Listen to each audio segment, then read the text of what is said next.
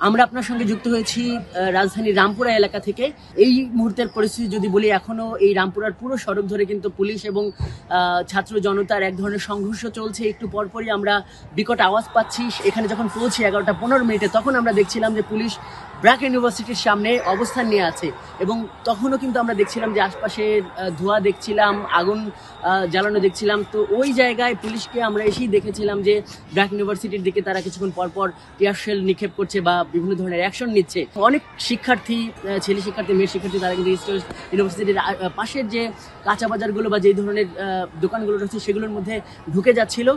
Police আমরা দেখেছি যে একদম ইউনিভার্সিটির যে সড়কটা আফতাবনগরের দিকে যাওয়ার যে সড়কটা, সেখান থেকেও বিভিন্ন ধরনের অ্যাকশন কিন্তু নিয়েছে।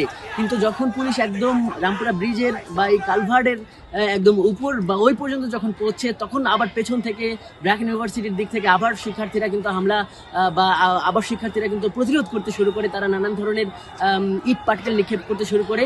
তখন পুলিশ আবার পিছু হটে এই রামপুরা বা বনশ্রীর যে সড়ক, সেদিকে ঢুকে পড়ে। মেরাদিয়ার দিকে যে রাস্তাটা চলে গিয়েছে, সেখান থেকে আবার শিক্ষার্থীরা একদিক থেকে বনশ্রীর দিক থেকে আরেক দিক থেকে ওই ইস্ট ওয়েস্ট ইউনিভার্সিটি বা ব্র্যাক ইউনিভার্সিটির দিক থেকে তারা কিন্তু পুলিশকে এক ধরনের অবরুদ্ধ করার চেষ্টা করে। পুলিশ তখন নিরাপত্তার জন্য এই পাশের একটি ভবনে ঢুকে পড়ে। আমরা তখন দেখছিলাম যে একদল পুলিশই কিন্তু একসঙ্গে ঢুকে পড়েছে, বিক্ষোভটা দেখাচ্ছে। তাদের মধ্যে সাধারণ মানুষও রয়েছে। আমরা একটু পরপরই এখনো যেটি এই বিভিন্ন ধরনের আওয়াজ শুনছি, বিকট আওয়াজ শুনছি, সেটি তো কখনো কখনো আমাদের গুলির আওয়াজ মনে হচ্ছে, কখনো কখনো বোমার আওয়াজ মনে হচ্ছে, সাউন্ড গ্রেনেড হতে পারে। তো এই পরিস্থিতি কিন্তু এখনো এখানে চলছে। সাধারণ পুরো এলাকার জুড়ে কিন্তু এখানে একটা ভীতিকর পরিস্থিতি তৈরি হয়েছে। আপাতত এই পর্যন্ত আমরা এই ঘটনা কিন্তু এখনো এখানে দেখছি। তো এই ছিল রামপুরা থেকে আমার কাছে থাকা সবশেষ।